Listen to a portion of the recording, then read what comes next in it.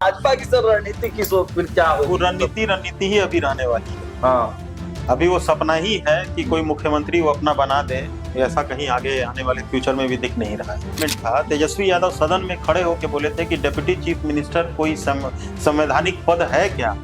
ये उनका ही बोला हुआ है, आप निकाल के देखिएगा। नीतीश जी के बाद निशांत ही हूँ, निशांत ही कोई जगह ले ही नहीं सकता है। नहीं रहेगा सीएम एकदम पद। सपना जो बिहार अभी में ख्वाबी पुलाव पका रहे हैं, सीएम बनाना बहुत मुश्किल का। जैसे सम्राट चौधरी, उनको अपने आप को इस्टेब्लिश करना पड़ा।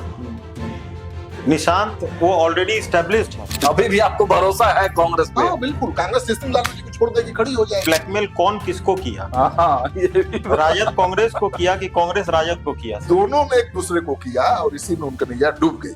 अब कांग्रेस पार्टी के पास कोई रास्ता नहीं। नमस्कार, मेरा नाम सागर कुमार है और आप न्यूज हाट का खास कार्यक्रम पॉलिटिकल मंथन देख रहे हैं। देखिए, इस खास कार्यक्रम में सियासी चर्चाओं को हम लोग लेंगे। सियासत में जो तमाम मुद्दे हैं उसकी गहराई से बातचीत करेंगे, उस पर चर्चा करेंगे कि वास्तविक तौर से बिहार की सियासत में या फिर देश की सियासत में क्या कुछ चल रहा है और उसका आने वाले समय में प्रभाव क्या पड़ेगा। सीधे चलते हैं, पहले अपने जो हमारे मेहमान हैं उनसे परिचय करा दें। हमारे साथ इस वक्त मौजूद है senior journalist Amit Kumar Agarwal sir, बहुत बहुत स्वागत है सर आपका। और दूसरे तरफ वरिष्ठ पत्रकार श्रीकांत प्रत्यूष सर हमारे साथ मौजूद है, आपका भी सर बहुत बहुत स्वागत है। तो सर आज चर्चा करेंगे सबसे पहले इंडिगो क्राइसिस जो चल रहा है देश में। लगभग 4 से 5 दिन आज हो गया, लेकिन इसके बावजूद भी यात्रियों की समस्या जस की तस है। हालांकि सरकार के तरफ से कुछ दिशा निर्देश जरूर जारी किए गए हैं, उसके बावजूद भी आज भी पटना एयरपोर्ट से लेकर कई एयरपोर्ट्स की तस्वीरें हमने देखी हैं, वहां से यात्रियों की समस्याएं काफी निकलकर सामने आ रही। और दूसरी तरफ देखें तो तेजस्वी यादव की चर्चाएं बिहार में खूब हो रही कि तेजस्वी यादव हैं तो नहीं बिहार में, लेकिन वो पॉडकास्ट इंटरव्यू के माध्यम से बता रहे हैं कि कोई अदृश्य शक्ति है जिसके वजह से वो चुनाव हार गए। उन पर भी चर्चा होगी।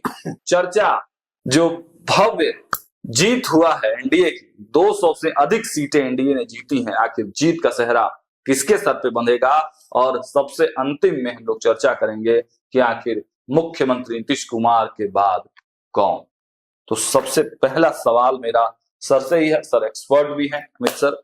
इंडिगो क्राइसिस के बारे में सर आपकी पहली प्रतिक्रिया क्या होगी, जो देश में अभी इंडिगो क्राइसिस चल रहा है और अभी तक जो है यात्रियों को कुछ भी रिलीफ नहीं मिल पाया है? जहां तक रिलीफ की बात है तो सरकार अभी संज्ञान तो ली है और कल भी कुछ दिशा निर्देश सिविल एविएशन डिपार्टमेंट की तरफ से दिया गया है, जिसमें 2-3 दिन के अंदर में इसको रिजॉल्व करने के लिए एयरलाइंस को बोला जा रहा है। बट दुखद है, इससे ज्यादा दुखद कुछ नहीं हो सकता है कि 4 दिन से पूरे भारत के सारे एयरपोर्ट्स पर आदमी बिलख रहे हैं, पैसेंजर बुरी तरीके से बिलख रहे हैं और कोई भी उनको देखने वाला तक नहीं है। आप सोचिए कितना दुखद ये कहा जा सकता है कि आप इतना पैसा खर्च करने के बाद टिकट्स लेते हैं, किन्हीं को शादी में जाना है, किन्हीं के यहाँ कोई कमी हो रखी है और आप अपने गंतव्य स्थान तक पहुंच नहीं पा रहे हैं और पहुंचने का कोई रास्ता भी दिख नहीं रहा है। तो ये शर्मनाक है और शर्मनाक इसलिए भी है कि सरकार पिछले 4 दिन से संज्ञान लेने के मूड में बिल्कुल भी नहीं थी। जब हाहाकार मच गया उसके बाद सरकार की नींद खुली, सिविल एविएशन डिपार्टमेंट की नींद खुली, director general of civil aviation की नींद खुली, तब जाके ये लोग कुछ संज्ञान लेने के मूड में आए और कल दिशा निर्देश को जारी किया गया एयरलाइंस को। अब देखिए इसमें आगे क्या होता है। आपको क्या लगता है सर कि लगातार देश भर में जो स्थितियां हैं वो बिगड़ती जा रही हैं और अभी तक कुछ फाइनल ठोस सॉल्यूशन नहीं मिल पाया यात्रियों को?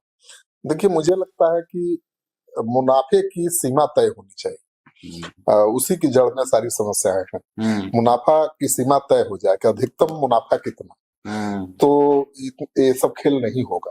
अब देखिए, लोग परेशान हैं, सैकड़ों फ्लाइट्स कैंसिल हो गई, लेकिन एयरलाइंस को कोई नुकसान नहीं हो रहा है क्योंकि वो तो लाख रुपया भाड़ा वसूल रहा है। 5,000 का की जगह पर 50,000 में टिकट बेच रहा है। और अभी लंदन ऑस्ट्रेलिया घुमाइए सस्ता पड़ेगा, पटना से दिल्ली और मुंबई जाना महंगा है। जी। तो ये मुनाफे की सीमा तय होनी चाहिए कि भाई मैक्सिमम इतना मुनाफा आप ले सकते। और सर अभी तक बुकिंग जारी है, ये एक विडंबना देखिए कि हाँ, फ्लाइट्स की बुकिंग तो हो रही है। और अभी भी कल देखा था मैंने कि 5,000 में दिल्ली का टिकट 12-13 तारीख का उपलब्ध था। आज मैंने देखा तो 9,000 10,000 मिनिमम हो गया। लेकिन 10,000 का टिकट कटा कर भी आप दिल्ली पहुंच जाएंगे इसकी कोई गारंटी नहीं, क्योंकि फ्लाइट इतना कैंसिल हो रहा है। फ्लाइट आज भी 10 से अधिक फ्लाइट सर कैंसिल हुआ है। सर मेरा तो ये मानना है कि इंडिगो एक एयरलाइंस की बात हम कर लें अगर, तो एक प्राइवेट एजेंसी है, वो बैठी है मुनाफा कमाने के लिए। सर एजेंसी क्यों बनती है? आज director general of civil aviation है या फिर दूसरी एजेंसी जो भारत सरकार की है वो मॉनिटरिंग के लिए बनती है। उनका क्या दायित्व है? कोई रूल अगर 2024 में ये फ्लाइट सेफ्टी का एक रूल 2024 में लाया गया, इन लोगों को 1 साल का टाइम दिया गया, उस समय तक तैयारी एयरलाइंस के द्वारा क्यों नहीं की गई? हाँ, बड़ा सवाल है कि भाई डीजीसीए ने तो आज थोड़े 2024 में ही बता दिया था कि भाई नियमों का पालन करना, और काफी वक्त था, पालन किया जा सकता था। लेकिन डीजीसीए ने देखा भी नहीं कि वो कंपनियां नियम का पालन करने के लिए पूरी तरह से तैयार है या नहीं, और अचानक ब्रेक लगा दिया। नहीं तो आपको अब क्या लग रहा है कि जो सरकार की तरफ से जो दिशा निर्देश दिए गए हैं, जांच के आदेश दिए गए हैं, तो इसके जो है रिजल्ट आने लगेंगे बहुत जल्द? हाँ, मुझे लगता है कि सरकार ने तो तय ही कर दिया कि किराया इतना से ज्यादा आप नहीं ले सकते हैं, लेकिन वो भी मुझे ज्यादा ही लग रहा है जो तय हुआ। लेकिन ठीक है, किराए की बात तो अलग है।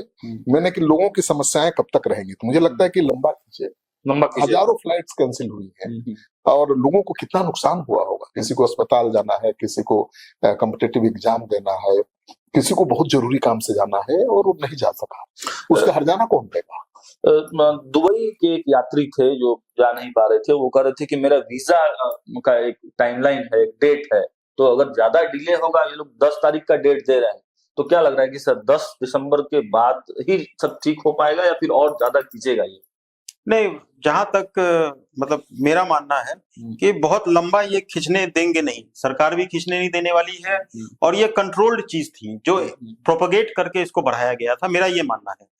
क्योंकि अगर मान लीजिए 1 से इम्प्लीमेंट होना था, ये जो रूल है वो 1 से इम्प्लीमेंट होना था, तो 1 से लेके 3 तक तो चीजें सब सामान्य थी।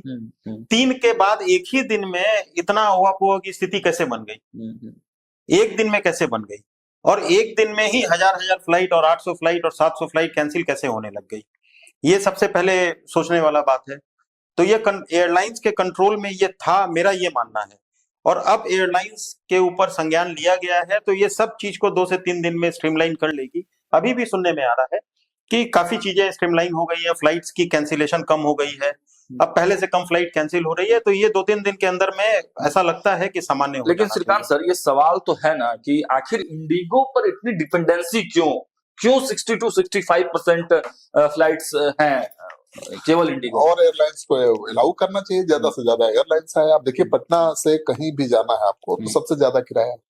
आप दिल्ली से आपको चेन्नई जाना हो, मुंबई जाना हो, गोवा जाना हो, 4,000-5,000 में टिकट मिल जाता है। पटना से तो मुश्किल से मिलेगा। मुझे लगता है कि 10 दिन पहले आप टिकट कटाएंगे तब 5,000 का टिकट मिलेगा, नहीं तो 10,000 भी 1 सप्ताह पहले मैं 20,000 का टिकट कटा के आया। तो ये हालत है। मुझे लगता है कि और एयरलाइंस को एंट्री देना चाहिए सरकार को।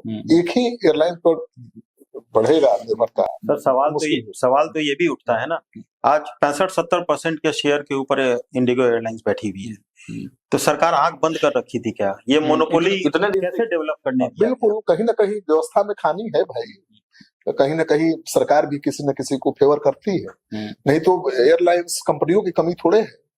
हाँ बिल्कुल, बहुत कंपनियां जो चाहती हैं उनको लाइसेंस आप दीजिए, उनको परमिशन दीजिए, वो आने के लिए तैयार बैठी है। लेकिन एक ही कंपनी को आप कमाई का मौका दे रहे हैं और वो मनमाना किराया वसूल रही है। और 4-5 एयरलाइंस और आ जाए। पहले भी आपने देखा होगा कि पहले तो केवल इंडियन एयरलाइंस की फ्लाइट थी। जी तो क्या हाल था? वो तो भारत सरकार की फ्लाइट थी, तो इतना मनमानी नहीं था, लेकिन फिर भी कितनी परेशानी होती थी। फिर धीरे धीरे कई नए एयरलाइंस की एंट्री हुई। अभी भी सर सिर्फ इंडिगो एयरलाइंस के साथ ही ऐसी समस्या क्यों आई? अभी भी ऑपरेटिव अगर आप देखेंगे तो एयर इंडिया ऑपरेटिव है, स्पाइस जेट ऑपरेटिव है, विस्तारा नहीं है, एक और जो एयरलाइंस है वो ऑपरेटिव है, उनके साथ तो उतनी समस्या नहीं आई, उनकी फ्लाइट उतनी कैंसिल नहीं है हुई। कि इनकी फ्लाइट्स ज्यादा अधिक है, नंबर ऑफ फ्लाइट और नियम डीजीसीए ने बना दिया कि इतने घंटे के उड़ान के बाद इतने घंटे आपको रेस्ट करना। अब लंबी दूरी का उड़ान आप भर रहे हैं तो आपको 24 घंटा मिनिमम रेस्ट चाहिए या 48 घंटा रेस्ट चाहिए। उस नियम के कारण क्राइसिस हुआ, क्योंकि जितनी उड़ान भरती है इंडिगो की फ्लाइट्स, उस संख्या में उनके पास पायलट्स नहीं है, क्रू मेंबर्स नहीं है। वो कम पायलट्स में, कम क्रू मेंबर्स में वो अपना काम चला रहे हैं, वो ज्यादा मुनाफा कमा रहे हैं। अब अचानक जो पाबंदी लगी तो उनका पोल खुल गया। लेकिन ये तो अचानक नहीं था ना सर, ये तो जो आप पहले से था ना सर। नहीं, जैसा आपके द्वारा बताया जा रहा है सर, जो दूसरी एयरलाइंस है वो भी अपने फ्लीट के अनुसार अपने आप को प्रिपेयर रख रखी है। ऐसा तो अगर हो सकता है कि इंडिगो के पास 200 एयरक्राफ्ट हो या 300 एयरक्राफ्ट हो, एयर इंडिया के पास 100 हो या किसी दूसरी एयरलाइंस के पास 50 हो, तो वो अपने फ्लीट के अनुसार अपने आप को प्रिपेयर कर रखी है, उतना स्टाफ उनके पास है। उसी ढंग से इंडिगो के पास भी था। तो ये क्राइसिस सभी के पास आना चाहिए था। ये हो सकता है कि इंडिगो सबक सिखाना चाहता हो, यही बात है। ये बड़ा पॉइंट है। देखिए डीजीसीए ने लगाम कसी तो उसके पीछे भी कुछ खराब इंटेंशन हो सकता है। जरूरी नहीं कि उसका भी इंटेंशन बहुत सही ही होगा। आजकल क्या होता है व्यवस्था में आपको भी पता है। तो इंडिगो ने सबक सिखाने की ठान ली होगी कि देखो हम तो आपको दिखा देते हैं कि हम क्या है। 2 दिन में घुटने पे ला देंगे, घुटने में ला दिया। तो ये तो गुंडागर्दी है डीजीसीए की भी मैं मानता हूँ और इंडिगो की भी। डीजीसीए को भी तभी नियम लागू करना चाहिए था जब पूरी तरह से आश्वस्त हो जाता, ग्राउंड लेवल पर चेक कर लेता कि भाई जो नियम वो बना रहा है उसको लागू करने में ये कंपनियां सक्षम है या नहीं, और क्या उनकी तैयारी पूरी हो गई है। वो कहती कि हाँ तैयारी पूरी हो गई है, आज से हम कर सकते हैं, तब करता। अचानक आप एक बार इन्फोर्स कर दीजिएगा तो प्रॉब्लम होगा। और मुझे लगता है कि इंडिगो ने जानबूझ के ये किया है, एक संकट पैदा किया है ताकि डीजीसीए पर भी दबाव बना दबाव बना, बैकफुट पर आया और सरकार पर भी दबाव बना। मिलीभगत भी हो सकती है। नुकसान तो केवल आम आदमी का हुआ है भाई, भाड़ा ज्यादा देना पड़ा, परेशानी हुई वो अलग से हुई। तब एयरपोर्ट पर तो घंटा 2 घंटा विलंब होता है तो मुझे तो बहुत परेशानी होती है। सर हम परसों कलकत्ता थे, कलकत्ता से पटना आ रहे थे। वहां पे एक महिला बेचारी, उनके पति का डेथ हो गया था और मॉर्निंग की फ्लाइट से उनको दिल्ली जाना था। फ्लाइट वहां खड़ी हुई थी, स्टाफ नहीं थे। कहा गया उस समय कि अभी एक जहाज आ रही है, उसके स्टाफ से इस जहाज में को वापस दिल्ली भेजा जाएगा। वो जहाज आई, वो लैंड की, वो स्टाफ से कोई और जहाज चला गया, कोई और एयरक्राफ्ट वो चला गया। तो अब इसको यही माना जाएगा जिस एयरक्राफ्ट से रेवेन्यू अच्छा मिल रहा होगा वहां भेज दिए होंगे, ये वहां पड़ा होगा। बिल्कुल, वो बेचारी बिलख रही थी। तो स्थिति तो एयरपोर्ट की आप देख ही रहे हैं, वीडियो में, फेसबुक पूरा भरा पड़ा है इसमें। बिल्कुल। अब तो मुझे हिम्मत नहीं है कि अभी मैं कहीं का फ्लाइट ले सकूं। सोच रहा हूँ रोड बाई रोड ही दिल्ली जाना है तो चला जाऊं, ज्यादा आसान, क्योंकि अब बताइए ये हाल है, क्या गारंटी है। हमने पटना एयरपोर्ट पर भी कुछ यात्रियों से बातचीत किया, सुनिए उनके बयान। 1 महीना पहले का है, 1 से 1.5। हाँ, आज के दिन का था। कितने बजे की फ्लाइट थी? कहाँ से? हमारे यहाँ से मुंबई, मुंबई से बड़ोदरा। अच्छा। और हम देवघर से आ रहे, रात में 1 सवा 1 बजे मैसेज आया तो दिखता नहीं आदमी, ट्रेन का टाइम रहता है। और अब यहाँ आने के बाद पता चल रहा रद्द है। अब ना ट्रेन की टिकट है और ना फ्लाइट का भी। हमारे हस्बैंड लाइन में लगे हुए हैं, तो क्या होता है अब देखें। कुछ बताया नहीं जा रहा है यहाँ से? नहीं, बस वो कहा कि आपका पैसा रिफंड कर देंगे, वो सॉल्यूशन नहीं है ना। अभी हमको बड़ोदरा जाना है भाया मुंबई। तो मतलब अभी कोई मतलब ये लोग अल्टरनेट अभी जस्ट हम आए हैं और हमारे हस्बैंड लाइन में हैं, क्यू में हैं। अब क्या होता है, परेशानी तो है ना। अभी अब इतनी लंबी जर्नी है, ट्रेन में टिकट तुरंत कहाँ से मिलेगी। केवल पैसा रिफंड करना ये क्या सॉल्यूशन है? है? बस वो लोग सॉरी बोल के निकाल देते हैं। अब आदमी परेशान होते रहे। कितने का टिकट लिया था मैम आपने? टिकट तो हमारा ये था, हमारा टिकट करीब 13-14,000 का, लगभग 2 लोगों का। तो देखा आपने सर किस तरीके से लोग परेशान हो रहे हैं। अभी तक भी मतलब 4 से 5 दिन होने के बावजूद भी कुछ फाइनली डिसीजन नहीं हो पा रहा है। तो सर एक चीज आपसे ये सवाल होगा कि केवल ये मनमानी है इन लोगों की कि कुछ इसके पीछे कुछ और कोई एस्पेक्ट है? देखिए ये तो जांच का विषय है, अब जांच में सामने आएगा। परंतु हमारे देश में बाहर के डेलीगेट्स भी आ रखे थे और उसी पीरियड में ऐसा होना, तो ये एक जांच का विषय तो जरूर बनता है। हाँ, क्योंकि कहीं देश में इसके सर पीछे कोई रूस साजिश तो नहीं के है। राष्ट्रपति व्लादिमीर पुतिन जो है वो पहुंचे हुए थे एक तरफ, और दूसरी तरफ पूरी इंटरनेशनल मीडिया भारत पहुंची हुई थी, और इस तरह का जो देखने को मिला सर, भारत का सर कहीं ना कहीं झुका है इससे। बिल्कुल, इससे हमारी छवि को नुकसान तो पहुंचा ही है। ये क्या व्यवस्था है भाई अपने देश में, जहां जनता क्या कोई साजिश भी आप देखते हैं? नहीं, मैं अंदाज पर कुछ नहीं कह सकता कि साजिश है। इसके पीछे खेल हो सकता है, खेल तो है, पक्का है, और खेल तो है। जांच का आदेश दे दिया गया है, इंडिगो के सीईओ को हटाने का भी आदेश हो गया है, आगे जांच भी होगी। पॉलिटिकल एंगल भी कुछ देखते हैं श्रीकांत जी? एक और चीज जैसे आपसे समझना चाहेंगे, जो बड़ी कंपनियां हैं भारत में, भारत की खासकर, उसमें सीईओ या जो कंपनी के हेड होते हैं वो अक्सर देखा जा रहा है कि फॉरेनर्स हो रहे हैं। उससे भी फर्क पड़ता है क्या? उनके देखने के नजरिए में, यहाँ के नागरिकों के साथ उनका व्यवहार, उससे फर्क कुछ पड़ता है या नहीं? बिल्कुल फर्क पड़ेगा ना। अब आप जितना पटना के लोगों को समझ पाएंगे, उतना कोई लंदन का सीईओ तो नहीं समझ पाएगा बेसिक क्या समस्या है।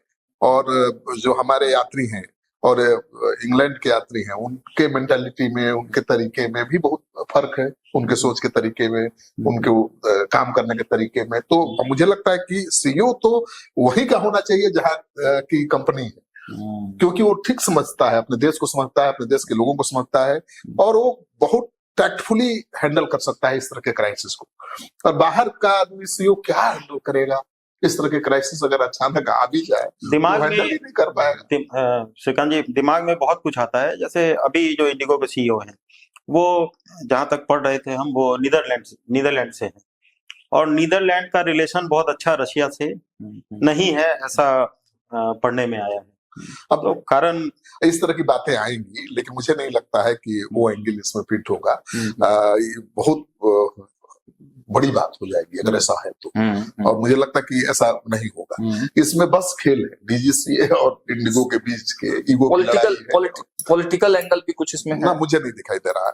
मुझे लग रहा है कि इसकी जांच होनी चाहिए, जो विमानन कंपनी है उनके खिलाफ सख्त कार्रवाई होनी चाहिए, उस पर फाइन लगना चाहिए, जिन यात्रियों को परेशानी हुई है उनको मुआवजा मिलना चाहिए।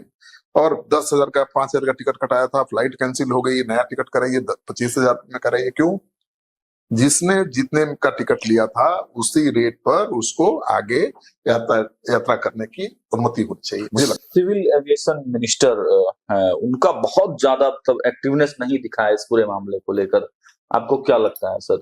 नहीं, सही बात है। अगर समय पर संभाल लिया जाता तो ये स्थिति तो उत्पन्न नहीं होती, और इतने 10 लाख 20 लाख लोगों को परेशानी हुई है, उस परेशानी से बचा जा सकता था। जो नींद इन लोगों की बहुत एक रेल दुर्घटना होता है सर, तो जो अश्वनी वैष्णव है रेल मंत्री, जाकर वहां पटरी पर बैठ जाते हैं। और तो यहाँ तो सिविल एविएशन मिनिस्टर ने का रोल ही मुझे अच्छा नहीं लगा। वही तो पहले दिन ही एक्शन में आना चाहिए था। वो मानकर चल रहा है कि मेरा काम नहीं है। कहाँ, ये तो इंडिगो की फ्लाइट है, इंडिगो उसका मालिक है, और लोग, भाई आप लोगों से, आपका मतलब है ना, सरोकार है ना जनता से, बिल्कुल आपके लोगों को ही तो परेशानी हो रही है। तो सरकार को तो सबसे पहले एक्शन में आना चाहिए था, कार्रवाई करनी चाहिए थी, लेकिन सरकार तो बैठी रही चुपचाप। और जब इतना ग्रेव सिचुएशन हो गया तब सरकार की नींद खुली है। अब डीजीसीए क्योंकि गठबंधन के मिनिस्टर हैं, इस वजह से भी ये समस्या हुई। नहीं, अब इस तरह से हम अटकल लगाते रहेंगे तो उसका कोई अंत नहीं है।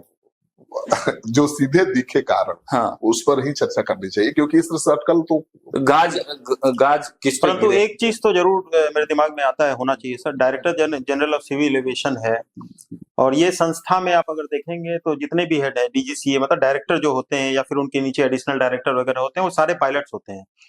और ये सर्विस इंडस्ट्री है जहाँ पे डायरेक्ट जो नागरिक हैं, जो पैसेंजर हैं, वो जुड़े हुए हैं, उनका राइट्स जुड़ा हुआ है। तो क्या ऐसी संस्था में हाई कोर्ट, सुप्रीम कोर्ट के जस्टिस जो इनरोल होने चाहिए या नहीं होने चाहिए, जिससे कि राइट्स को और बेटर तरीके से सिक्योर किया जा सके पैसेंजर्स का? अच्छा सवाल उठाया है। होना चाहिए, कानून से जुड़े लोगों को होना चाहिए, क्योंकि तब थोड़ा डर रहेगा और वो जनता के अधिकार को लेकर सचेत रहेंगे। क्योंकि मुझे लगता है कि जो डीजीसीए के अधिकारी हैं, सिविल एविएशन के जो अधिकारी हैं और विमान कंपनियों के जो अधिकारी हैं, कर्मचारी हैं, वो उतना सेंसिटिव नहीं है। उनकी एक प्राथमिकता है कि कमाई कैसे हो, ज्यादा कमाई कैसे हो, कम लागत में ज्यादा आय कैसे बढ़े। तो लोहिया जी कहते थे कि मुनाफा की सीमा फिक्स होनी चाहिए कि मैक्सिमम आप इतना मुनाफा ले सकते। जो बात आपने पहले ही कहा, 5 रुपए का चीज आप 50 रुपए में नहीं बेच सकते हैं। क्राइसिस का फायदा उठा रहे हैं ना। अब जिस कंपनी को दंड मिलना चाहिए वो कंपनी तो कमा रही है, फायदे में है। तो मुझे लगता है कि कंपनी पर कस के जुर्माना होना चाहिए और जनता को राहत मिलनी चाहिए, तब लगेगा लोगों को कि हाँ भाई सरकार एक्शन में। चलिए। तो चलिए आगे बढ़ते हैं। इंडिगो क्राइसिस के बाद अब थोड़ा बिहार लौटते हैं, क्योंकि हम लोग बिहार में हैं और तेजस्वी यादव की चर्चा जरूरी है। तेजस्वी यादव हैं तो विदेश में, लेकिन इंटरव्यू दे रहे हैं, पॉडकास्ट दे रहे हैं, वो भी कपिल सिब्बल को कह रहे हैं कि कोई अदृश्य शक्ति है जिसकी वजह से हम चुनाव हार गए। पहला रिएक्शन आप ही से सर। वो पॉडकास्ट किसका है, तेजस्वी यादव का है या कपिल सिब्बल का? तेजस्वी यादव का है, लेकिन ले रहे हैं कपिल सिब्बल। तेजस्वी यादव अपना लगता है प्रोफेशन बदल रहे हैं क्या? मेरे जहन में सबसे पहले यही सवाल आया जी कि राजनीति में तो फेल हो गए जी, अब लगता है प्रोफेशन बदल रहे हैं। मतलब वो भी डिजिटल मीडिया की ताकत को समझ गए हैं। हाँ, और वो एक अल्टरनेटिव होता है ना, उसकी तरफ वो आगे बढ़ रहे हैं। बड़े भाई तो पहले ही चले गए। चुनाव में हार जीत होती रहती है, कौन बड़ी बात है। मुझे याद है कि लालू जी जब चुनाव हारे थे जी, 10 में जी, याद है 10 में, तो लालू जी से मैं मिलने गया था। अच्छा, तो आप तो बड़े करीब रहे हैं लालू जी के। नहीं, मैं तो सबके करीब रहा हूँ, सबको ठोका है। हाँ, मैंने किसी को छोड़ा नहीं, न्यूज में कोई कम्प्रोमाइज नहीं। जी। और लालू जी की यही खासियत है कि देखिए, लालू जी की सरकार थी तो उस समय मुझे याद ही नहीं है ना, आपको याद होगा कि मैंने लालू सरकार के पक्ष में कोई स्टोरी किया है। नीतीश कुमार की सरकार है 20 साल से, मैंने सरकार के पक्ष में कोई स्टोरी किया है, जरा हमको बता दीजिए। क्यों करेंगे हम? बिल्कुल, हमारा काम खामियों को उजागर करना है, खोजना है। हम न्यूज़मैन है भाई, लेकिन हमने किसी के खिलाफ अभियान भी नहीं चलाया। इसलिए लालू जी से भी मेरे रिश्ते आज भी अच्छे हैं, नीतीश कुमार से भी वैसे ही रिश्ते हैं, और रामविलास जी थे तो उनसे भी वैसे ही रिश्ते थे। वो जानते थे कि खबर ही है, जो खबर होगा वो दिखाएगा। तो अगर किसी नेता के खिलाफ या किसी सरकार के खिलाफ कोई बड़ी खबर होती थी, उसे दिखाने के लिए मुझे ही खोजते थे। कभी लालू जी खोजते थे, कभी नीतीश जी खोजते थे, यही दिखा देंगे, यही दिखाएंगे। तो मेरा वो कैरेक्टर रहा है, वो क्यों बदलूं भाई? आपको अपनी प्रतिष्ठा की चिंता है, एक पत्रकार को अपने इमेज की चिंता नहीं है। हम आपकी चाकरी कर रहे हैं, आपका पीआरओ है, और उसके लिए पीआरओ रख लीजिए ना। अब हम क्यों आपको पीआरओ का काम करेंगे? ठीक है, हमारा काम है कि जो जनता के हित में है उन मुद्दों को आगे लाएं, उसको दिखाएं। 2010 की बात आप कर रहे हैं। 2010 में लालू जी एकदम पेटकुनिया सो गए थे। अच्छा, समझ रहे हैं ना, पेट के बल बेड पर। मैं गया, लालू जी उठिए, क्या हो गया? तो अब तो खत्म, खेल खत्म, ऐसे पलटे बोले खत्म, अब तो खेल। हम लोग राजनीति में खेल खत्म होता है। अब तो लालू जी को हम सिखा सकते थे। 2010 में मैं बचा ही ना था एक तरफ से। तो लालू जी जैसा नेता को भी मैंने कहा कि यार आप कैसा नेता है, आप हारे, आपको कोई हरा सकता है। हो गया, फिर खड़ा होइए। वो 5 मिनट में लुंगी कस के बैठ गए। ठीक हो सकता है, बिल्कुल हो सकता है। लालू यादव की कोई जगह ले इसी सकता पे है। एक बात याद आ रहा है श्रीकांत जी, हम लोगों के यहाँ जो लास्ट विधानसभा इलेक्शन हुआ था उसमें चिराग पासवान तो अलग से लड़ रहे थे, 20 और एक भी सीट उनको मिल नहीं पाई थी। तो वही स्थिति, लेकिन वो भी बाद में चला गया। उनकी भी स्थिति मतलब कमोबेश ऐसी ही हो गई थी लालू जी की तरह। और ये चिराग पासवान, हम लोगों के यहाँ एक रिपोर्टर हुआ करती थी प्रीति बोल के, प्रीति प्रभा, पहले हम लोगों के यहाँ न्यूज हाट में हुआ करती थी। वो गई थी इंटरव्यू करने के लिए चिराग पासवान का, ये इलेक्शन के करीब 5-6 महीने के बाद। तब चिराग पासवान ने प्रीति को ये कहा कि इलेक्शन के बाद जब मेरी स्थिति अच्छी नहीं रही तो हम डिप्रेशन में चले गए थे और अपने घर में रूम से बाहर नहीं निकल रहे थे। उसी बीच में हम लोगों के यहाँ न्यूज हाट में एक स्टोरी हुई थी जिसमें ये दर्शाया गया था कि चिराग पासवान के द्वारा कितना वोट लाया गया, कितना परसेंटेज वोट उनके द्वारा मतलब लाया गया है, और 20 या 25 लाख के आसपास उस समय वोट उनको मिला था। तो पॉजिटिव वे में उस ढंग से स्टोरी हम लोगों के यहाँ हुई थी।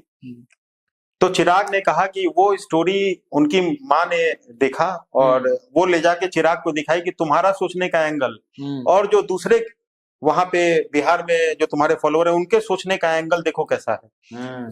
तुम ये सोच रहे हो कि तुमको एक भी सीट नहीं आई, तुम हार गए, और दूसरा ये दिखा रहा है कि तुम्हारा वर्चस्व बना रहा और तुम कम से कम 3, 3.5, 4% वोट शेयर तुम्हारा है आज की डेट में बिहार में। बोले कि तब चिराग का ये कहना था कि वहीं से उसको शक्ति मिली, वहीं उसी हाथ से चिराग बने हैं। चिराग बने। देखिए वो है क्या था कि उनको पता था, चिराग को, जहां तक मुझे पता है, चिराग को अकेले चुनाव लड़ने की सलाह किसने दी थी मुझे खूब बढ़िया से पता है। ठीक है ना, उनके यहाँ एक पांडे जी हुआ करते थे। जी जी बिल्कुल, सौरभ पांडे बनारस वाले, बहुत मजे हुए, बहुत नेता है, रणनीतिकार है, और उनके सलाह पर ही चिराग पासवान अकेले लड़े थे। और हमने पूछा था लड़ने के पहले कि अकेले जीत पाओगे? प्रशांत किशोर की तरह तो स्ट्रेटेजिस्ट नहीं ना है। प्रशांत किशोर को भारी पड़ेगा, भारी पड़ेंगे। अच्छा। ये प्रशांत किशोर को आप क्या देख रहे हैं कि वो खत्म हो गए, फेल हो गए? राजनीति प्रशांत किशोर ने 15 लाख वोट लाया, वो बड़ी बात है। अगर फर्स्ट अटेम्प्ट में कोई 15 लाख वोट ला दिया और ऐसी सुनामी में, इसका मतलब 15 लाख तो हार्डकोर उसके कैडर तैयार हो गए। मतलब भैया 15 लाख तो ऐसे लोग हैं जो कोई जीते कोई हारे कोई मतलब नहीं है, वो प्रशांत किशोर के साथ है। अगर प्रशांत किशोर ने उनको कैडर में तब्दील कर दिया, उनको ट्रेंड कर दिया, उसको काम में लगा दिया, तो अगला चुनाव तो प्रशांत किशोर का ही मुझे दिखाई दे रहा है। लेकिन वो वोटर तो केवल प्रशांत किशोर के नाम पे ही नहीं दिए होंगे ना, कुछ लोकल पॉलिटिक्स की वजह से, फिर लोकल जो कैंडिडेट है उनके नाम पर भी वो वोट आया। बिल्कुल नहीं, ये चुनाव एकदम बाइपोलर हो गया था। बिल्कुल नहीं, मैंने प्रशांत किशोर को पहले ही बता दिया था कि आप 0 पर आउट होंगे, एक भी सीट नहीं मिलेगी। उनको बहुत बुरा लगा था और गुस्से में आ गए थे। मैंने पूछा था कि प्रशांत किशोर को गुस्सा क्यों आता है इतना? तो बोले कि मुझे गुस्सा नहीं आएगा तो आपको आएगा। तो क्यों? तो मैं बिहार के लिए लड़ रहा हूँ। तो कितना दिन से लड़ रहे हैं? 2 साल से ना। मैं तो 30-35 साल से लड़ रहा हूँ, आप गुस्सा मत करिए। और आप 0 पर आउट होंगे, लेकिन आपको कभी भूलेगा नहीं बिहार। प्रशांत किशोर ने जिस लेवल पर कैंपेन किया और राजनीति के स्तर के उठाने की कोशिश किया, पूरा पैराडाइम शिफ्ट है भाई बिहार की पॉलिटिक्स में। उसने सोचने का तरीका बदल दिया, राजनीति करने का मुद्दा बदल दिया। अब जो आप देख रहे हैं नौकरी, रोजगार, पलायन, ये मुद्दा किसने बनाया? प्रशांत किशोर ने बनाया। तेजस्वी यादव भी कहेंगे कि हमने भी रोजगार का छोड़िए ना, प्रशांत किशोर ने शुरुआत की। तेजस्वी यादव चुनाव के 2 महीना पहले ही एक्टिव हुए, वो तो 3 साल से घूम रहे थे। सर जैसे आपके द्वारा बताया जा रहा है सर, कुछ एक लोग हम लोगों के संस्थान से, आपके संस्थान से भी हैं जो छोड़ के और प्रशांत किशोर की कैंपेनिंग में ज्वाइन किए उस पीरियड में। तो वैसे ही 2-4 लोग इलेक्शन के बाद हम लोगों के पास आए थे। अब उनको स्ट्रेटेजिस्ट बोला जाता है सर।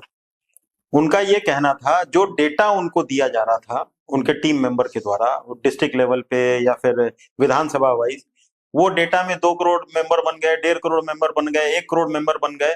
उस डेटा में ही खामी थी। वो एक्चुअल डेटा उन तक, इन लोगों का जैसा कहना था कि वो डेटा ही गलत था। आपने मेरा खबर नहीं देखा होगा, मैं तो लगातार उनकी जीएसपीटी है ना, कौन जनसुराज, जीएसपीटी, उसके खिलाफ में चला था कि जीएसपीटी कंट्रोल कर रहा है जनसुराज। कई उनके पॉलिटिकल लीडर्स ने आरोप लगाया। उनके पॉलिटिकल लीडर को फ्रंट पर होना चाहिए था लोकल। वो जीएसपीटी आगे रहता था, वो पीछे रहते थे। वो डुमरलाइज जीएसपीटी तय करता था कि आपको क्या करना है, क्या बोलना है। ऐसे राजनीति होती है।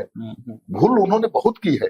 जीएसपीटी के बल पर चुनाव लड़े, इसीलिए हारे हैं ना। बीपीएससी वाले मुद्दे में भी फूल किया उन्होंने। स्ट्रेटेजी से आप कैंपेन को सक्सेसफुल बना सकते हैं, चुनाव नहीं जीत सकते। चुनाव जीतने के लिए आपको एक अलग तरह का माहौल बनाना पड़ता है, मतलब परसेप्शन क्रिएट करना पड़ेगा। चुनाव पूरी तरह से परसेप्शन का खेल है। अचानक ये हुआ, जंगल राज का नैरेटिव इतना मजबूत हो गया तेजस्वी यादव के इस दावे के बाद कि 18 को मैं ओथ लूंगा। चुनाव से 2-4 दिन पहले बता रहा हूँ कि 18 के बाद मैं ओथ लूंगा, ठीक है ना, और सारे अपराधियों को जेल भेज दूंगा। तो लोगों को बोला कि तो वाकई आ रहे हैं, मतलब कॉन्फिडेंस दिख रहा था कि आ रहे हैं। तो उनको रोकने में लग गए सब लोग कि नहीं प्रशांत किशोर और बाकी सब बात नहीं देखेंगे, पहले इनको रोक देना है, तेजस्वी को जंगल राज नहीं आने देना। और प्रशांत किशोर के साथ जो लोग खड़े थे वो भी आखिरी क्षण में एनडीए के साथ चले, इसलिए लैंडस्लाइड विक्ट्री हुई है। ये जीत एनडीए सर, बड़बोलापन भी बहुत था सर। आपको याद होगा, एक मेरे ख्याल से आपके यहाँ का ही कॉन्क्लेव था, जिसमें संजय यादव ने कहा था कि भाई कब शपथ लेंगे, शपथ में आप इनको बुलाएंगे हाँ, या नहीं वो बुलाएंगे, आपका क्रिकेटर को बुलाएंगे, हाँ क्रिकेटर BJP को बुलाएंगे। अरे भाई आप ऐसे आप जनता को निगेट मत करें। अब जनता ने फैसला सुनाया नहीं, और आप डिसाइड कर रहे हैं, वोट डिसाइड नहीं करने वाली है। ये एरोगेंसी खा गई, एरोगेंसी था। बॉडी लैंग्वेज भी बदलना पड़ेगा उनको। जी। लालू जी जैसा सीखना पड़ेगा भाई। घर में तो लालू जी उनसे बड़ा पाठशाला कौन है। लालू जी जैसा बन जाएंगे तेजस्वी तो कौन हराएगा उनको। सही बात है। लेकिन हम लोगों ने भी लगभग 50-60 सीट, मैं खुद अकेले कवर किया 50-60 सीट हम कवर जब कर रहे थे, तो नीतीश कुमार का बड़ा इम्पैक्ट हमको दिखाई दिया ग्राउंड पे। नीतीश कुमार की योजनाओं का बड़ा इम्पैक्ट दिखाई दिया। ये उन योजनाओं को लाने वाला कौन है? तेजस्वी ना। तेजस्वी ने इतना बड़ी बड़ी घोषणाएं कर दी कि नीतीश कुमार को आना पड़ा उस मोड में। नीतीश कुमार नहीं करने वाले थे कोई बड़ा ऐलान, कभी किए हैं क्या? 20 साल से आप देखें, पहली बार उन्होंने चुनाव के ठीक पहले 17-18 बड़े ऐलान किए, महिलाओं के लिए, युवाओं के लिए, जीविका दीदियों के लिए, वृद्धों के लिए। किसके लिए नहीं किया? तेजस्वी ने इतने बड़े बड़े ऐलान कर दिए कि एनडीए की चिंता बढ़ गई थी। और अमित शाह, आपको भी यही लगता है सर? हाँ एकदम सही बात है। तेजस्वी ने नहीं उत्साह होता तो नीतीश जो कुछ भी नहीं करते, बता रहा हूँ। और भले एनडीए तो जीतता ही, जान लीजिए, लेकिन इतना लैंडस्लाइड विक्ट्री नहीं होती। वो 125, 30, 35 तक ही रहता। लेकिन तेजस्वी ने इतना उकसाया, इतना डराया कि नीतीश कुमार एकदम आ गए। सर तो अभी पॉडकास्ट में देख रहे थे, जो कपिल सिब्बल जी पॉडकास्ट कर रहे हैं इनका, तेजस्वी का, उसमें बता रहे हैं कि कुछ अब वोट में से तो कुछ निकला नहीं सर, अब बता रहे हैं उसमें से कुछ बू आ रहा था, स्मेल आ रहा था, कुछ स्मेल आ रहा था। वो आएगा क्योंकि वो सच्चाई देखना नहीं चाहते। सच्चाई वो है कि जो रील बन रहे थे, वायरल हो रहे थे, आरजेडी के लोगों के रील्स, जो गाने, उसने बहुत माहौल खराब किया। और ये आप मानेंगे, आप भी बिहार के हैं, हम भी बिहार में हैं, कि गैर यादव सभी ओबीसी जात के लोग एकजुट हो जाते हैं आखिरी क्षण में। क्यों? क्योंकि हर जगह लड़ाई यादवों से ही है। ये बहुत बड़ा पॉइंट है, बहुत बड़ा।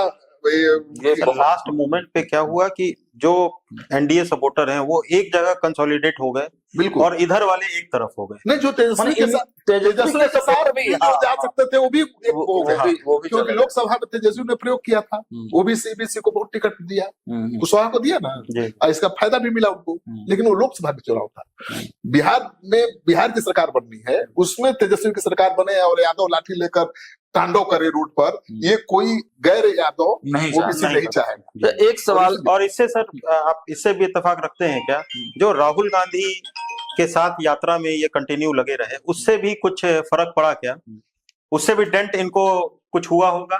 देखिए, राहुल गांधी के साथ तेजस्वी घूमे, उससे कोई नुकसान नहीं हुआ, बल्कि राहुल गांधी का मुद्दा ही थोड़ा गड़बड़ था। मुझे लग रहा है मुद्दा ग्राउंड पर चला ही नहीं, वो नहीं चलने वाला है जब तक आप प्रमाण के साथ। सर उस मुद्दा में तो सहभागी ये भी बन रखे थे, बन गए थे, तो पिछलग्गू हो गए थे उनके। अब बताइए, पहले हम लोग ये मतलब अभी तक तो यही सुना करते हैं सर कि मुख्यमंत्री का चेहरा डिक्लेयर करना है।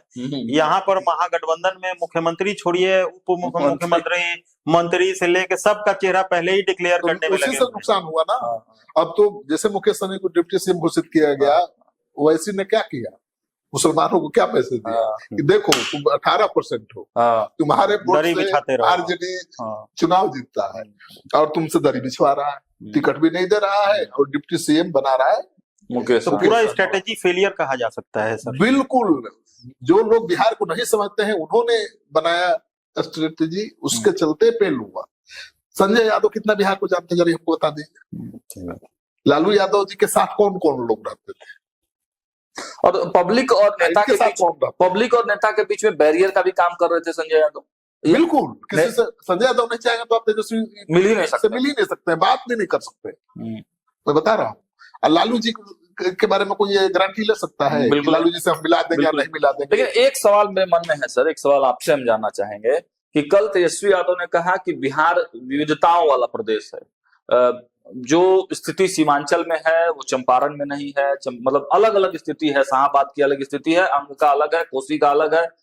तो उन्होंने कहा कि हर जगह अलग अलग होने के बाद, पॉलिटिकल स्थितियां परिस्थितियां अलग होने के बावजूद भी रिजल्ट एक जैसे आ गए, ये कैसे हुआ? अरे तो वही तो नहीं समझ रहे हो क्यों हुआ, जंगल राज का नैरेटिव। सर स्ट्रेटेजी जब आपका गलत रहेगा, आप आपकी सोच ही गलत है। जो सच्चाई है वो आपको दिख नहीं रही है, आप किसी से गाइडेड हैं, जो प्रैक्टिकल चीज है उसमें आप घुस नहीं रहे हैं, तो होगा क्या?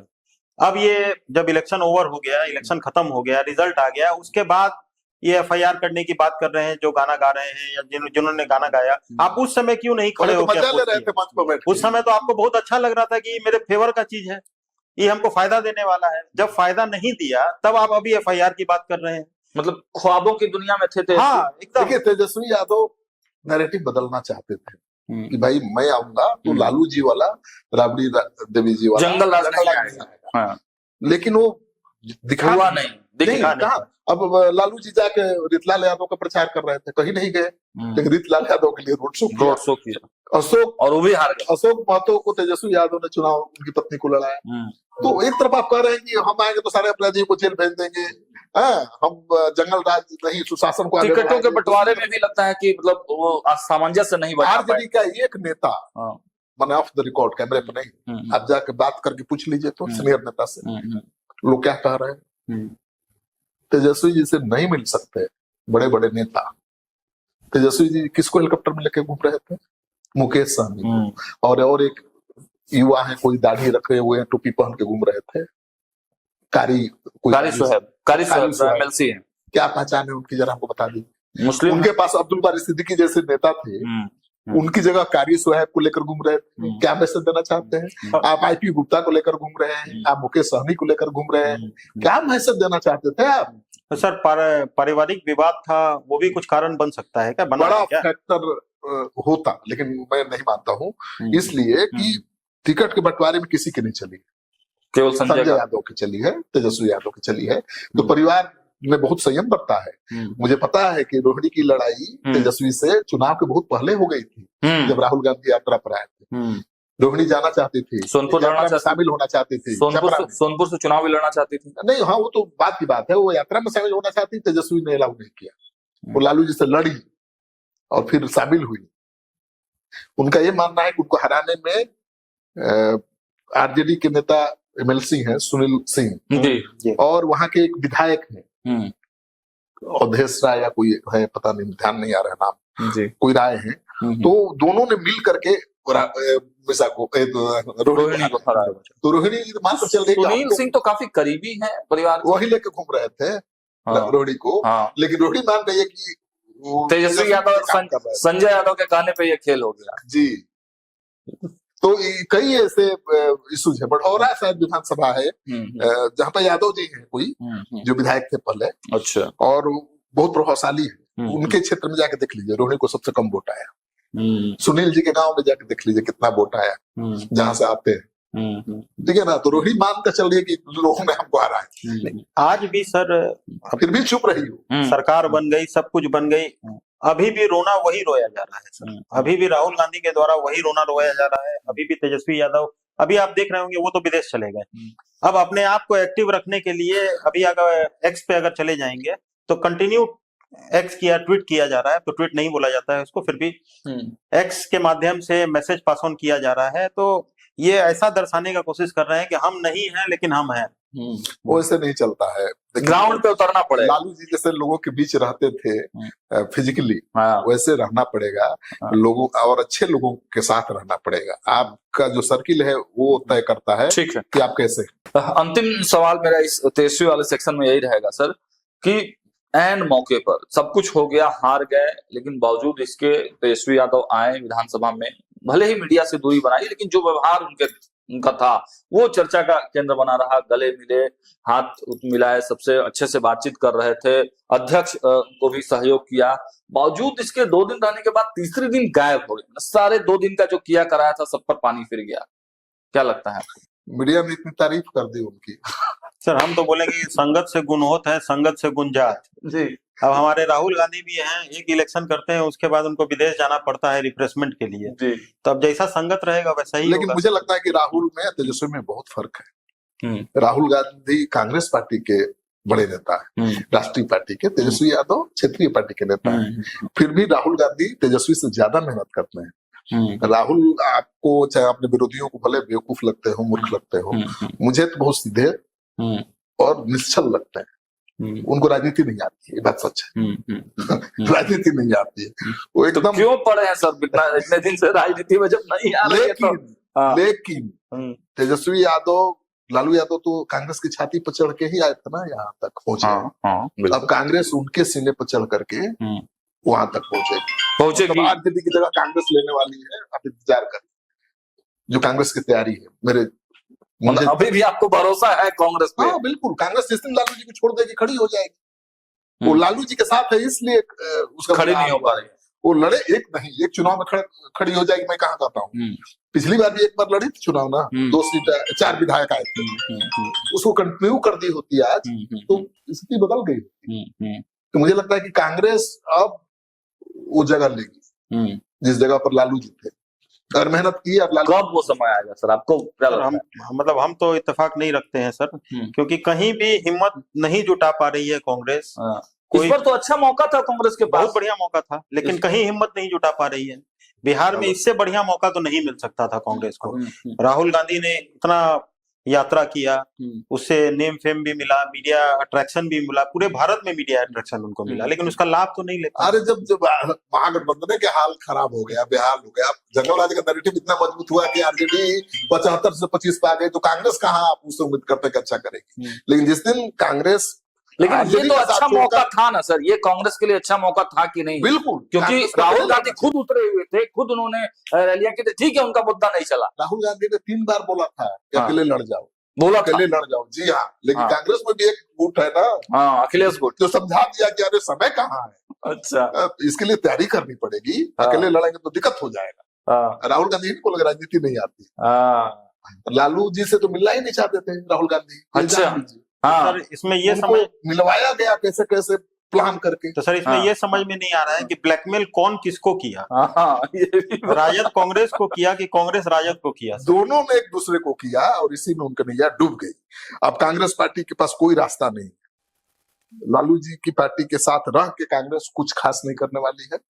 10-20 विधायक जीत जाने से क्या होने वाला है सर? कांग्रेस को पैरों पर खड़ा होना पड़ेगा, अकेले मैदान में आना होगा, और अकेले कांग्रेस आएगी और दूसरे छोटे छोटे दलों से कैसे अकेले आएगी? अभी मतलब वो 60-61 सीटों पर चुनाव लड़े, उसमें भी इतना ज्यादा पेंच है, इतना मतलब राजेश राम के पुतले फूके जा रहे हैं, पैसों का बंदरबाट हुआ, इस तरह की बयानबाजियां हो रही हैं, तो कैसे कांग्रेस अकेले दम पे खड़ा होगी? वो कांग्रेस, देखिए अध्यक्षीय पार्टी होगी, अध्यक्ष को बहुत अधिकार है, लेकिन प्रैक्टिकली वो अधिकार प्राप्त नहीं। जिस दिन अध्यक्षीय अधिकार मिल जाएगा अध्यक्ष को, उसके हाथ में कमान हो जाएगी, कोई आवाज नहीं उठेगी। अच्छा, अभी तो है कि अध्यक्ष की अनदेखी करके, उनका अपमान करके भी आप कांग्रेस में बने रह सकते हैं, लेकिन पहले थोड़ा ये बहुत बड़ा पॉइंट। कांग्रेस अध्यक्षीय पार्टी है, सारा अधिकार अध्यक्ष में इन्वेस्ट है, लेकिन अध्यक्ष को प्रयोग नहीं करने दिया जाता, वो हेल्पलेस, सब ऊपर से होता है, सब ऊपर से तय हो जाता है। तो राहुल गांधी का फेल्योर है सर, राहुल गांधी का फेल्योर है ना ये तो। बिल्कुल, एक सबसे सरप्राइजिंग तो यही है ना सर कि अध्यक्ष, हम लोग बोलते हैं अध्यक्ष, प्रदेश अध्यक्ष बनाते हैं, राष्ट्रीय अध्यक्ष आप बनाते हैं, तो मत बनाइए ना, फिर काहे के लिए बनाते हैं? यही मुद्दा पे अभी हम लोग का अगला मुद्दा भी यही है कि जीत का सेहरा किसके सर और हार का ठीकरा किसके सर? आपको क्या लगता है सर? अब भाई एनडीए जीता है तो मोदी जी को, नीतीश जी को मिल रहा है, और हार का ठीकरा राजेश राम हार जाता तो दिलीप जायसवाल के ऊपर चला जाता, और हार कांग्रेस में हार हुई तो राजेश राम जी आ रहे हैं। लेकिन राजेश राम की जो इस्तीफा की जब मांग की जा रही थी, तो खड़गे जी ने बोला कि पहले इस्तीफा तो मुझको देना पड़ेगा क्योंकि राष्ट्रीय अध्यक्ष अकेले थोड़े वो जिम्मेवार है। ये नहीं होता है, कलेक्टिव डिसीजन है, तो कलेक्टिवली ही आपको रिस्पॉन्सिबिलिटी भी लेनी पड़ेगी। तो प्रदेश अध्यक्ष का, बीजेपी में प्रदेश अध्यक्ष का क्या पावर है जरा हमको बता दीजिए। जेडीयू में क्या पावर है जरा हमको बता दीजिए। बीजेपी में तो है सर, बीजेपी में तो उतना, जदयू उतना तो नहीं है, कोई भी नेशनल पार्टी, रीजनल पार्टी में, किसी भी पार्टी में सर प्रदेश अध्यक्ष का वैल्यू तभी तक है जब तक जीत रहे हैं। बिल्कुल, जिस दिन हारेंगे लायबिलिटी उनके ऊपर आएगी, जीत का श्रेय उनको कभी जिंदगी में नहीं मिल सकता है। बिल्कुल। अब आज के डेट में आप जदयू को देखिए, इतना प्रचंड बहुमत उसको मिल रहा है, तो अभी कार्यकारी अध्यक्ष कौन है सर? संजय झा है। एक बार भी उनका नाम आ रहा है क्या?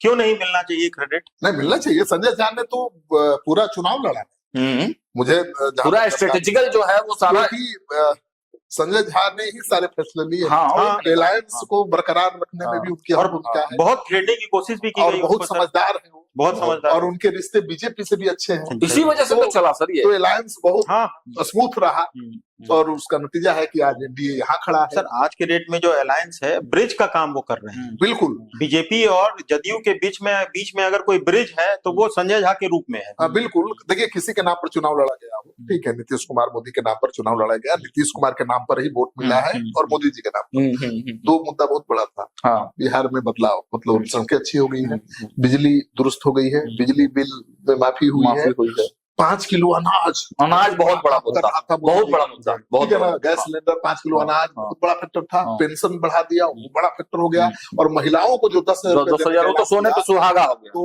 500 स्टॉक हो गया। कोई नहीं हरा सकता था और आगे भी नहीं हरा पाया। तेजस्वी इस तरह से करेगा, पहले उनको बदलना पड़ेगा। कहने से थोड़े आपको मान लगे कि आप बदल गए, सर, आपको दिखना पड़ेगा। ईमानदार होना काफी नहीं, ईमानदार दिखना भी चाहिए। आप जबरन ये दर्शाने का कोशिश करेंगे कि 16 महीना हम डिप्टी चीफ मिनिस्टर रहने पर सारा बदलाव कर दिए, तो जनता मूर्ख थोड़ी है सर, वोटर मूर्ख थोड़ी है। नौकरी हम ही दे दी, सब कुछ हम ही दे नीतीश कुमार मुख्यमंत्री ने नौकरी। और सर, आपको अगर याद होगा तो इन्हीं का स्टेटमेंट था। तेजस्वी यादव सदन में खड़े होकर बोले थे कि डिप्टी चीफ मिनिस्टर कोई संवैधानिक पद है क्या, ये उनका ही बोला हुआ है, आप निकाल के देखिएगा फिर। और उसके बाद डिप्टी चीफ मिनिस्टर बन के वो सारा का सारा व्यवस्था उन्हीं के द्वारा कर दिया गया। चीफ मिनिस्टर सरकार वही चला रहे, सरकार वही नौकरी वही दे रहे थे। देखिए, उनके लोगों के लिए ठीक था, उनके लोग बहुत खुश थे। हाँ, ठीक है, हमारा नेता नौकरी देने वाला है। लेकिन दूसरा कोई माने तब न काम बनेगा। अब हम मानने लगे कि हाँ, तेजस्वी अच्छा शासन दे सकते हैं, तब तेजस्वी का ग्राफ में बढ़ेगा। आप मानने लगेंगे तब बढ़ेगा ना। और जो उनके ब्लाइंड फॉलोअर्स हैं, लेकिन हमको जहां तक लगता है सर कि इतना आसान नहीं है। तेजस्वी को सत्ता जरूर मिल गई, राजद का कमान जरूर मिल गया, लेकिन इतना आसान नहीं है कि वो 15 साल वाला जो तमगा उनके ऊपर लदा हुआ है वो इतनी आसानी से निकल जाएगा। ये तो चलिए अब थोड़ा सा मुद्दे को आगे बढ़ाते हैं और ये अंतिम टॉपिक है हम लोगों का कि अब मुख्यमंत्री नीतीश कुमार की चर्चा तो हो गई। नीतीश कुमार तो 10वीं बार मुख्यमंत्री बन गए, एक रिकॉर्ड बन गया। लेकिन अभी भी सबको के दिमाग में यही चल रहा है कि आखिर मुख्यमंत्री नीतीश कुमार के बाद कौन। क्या लगता है सर? दोनों लोगों से मेरा सवाल है कि नीतीश के बाद कौन? भाई अभी पहले श्रीकांत जी सर, नीतीश जी के बाद कौन, ये सवाल ही क्यों? नीतीश जी के बाद निशांत ही होंगे, निशांत ही जगह ले ही नहीं सकता है।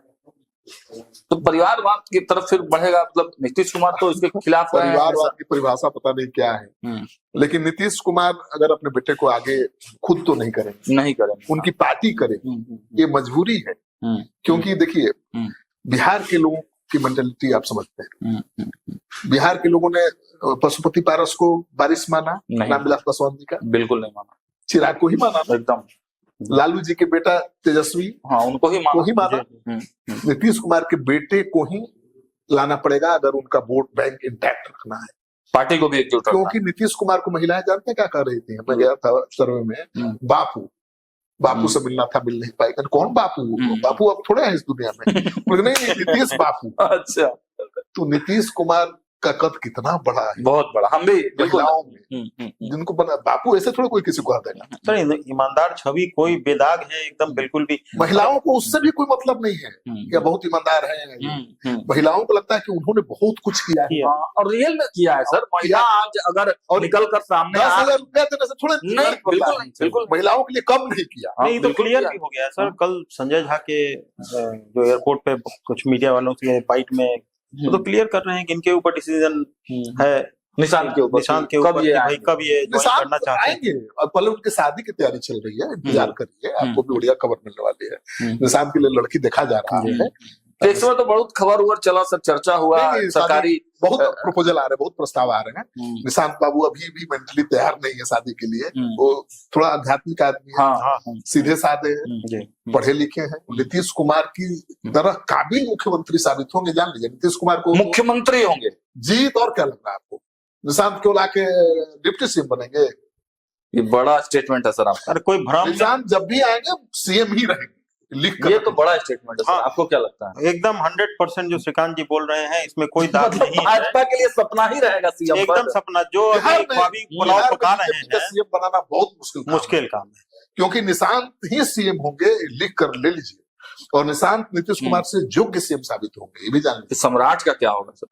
सम्राट चौधरी जी तो है ही है, होम गृह मंत्रालय है, अब यही है तेज हाँ। नीतीश में और निशांत में यही फर्क होगा कि बीजेपी अब गृह मंत्रालय कभी नहीं छोड़ेगी। अच्छा, मतलब ये कुर्सी फिक्स हो गई। फिक्स हो गई, सीएम की कुर्सी तो जेडीयू से कोई छीन नहीं सकता जब तक नीतीश कुमार खुद। और आप जैसे सम्राट बोल रहे हैं तो सम्राट में वो डिसाइडिंग फैक्टर नहीं है, ये बीजेपी नेशनल पार्टी और बीजेपी डिसाइडिंग। और भाई नीतीश कुमार को छोड़ के आप सरकार बना ही नहीं सकते, तो कैसे जेडीयू को नाराज करिएगा?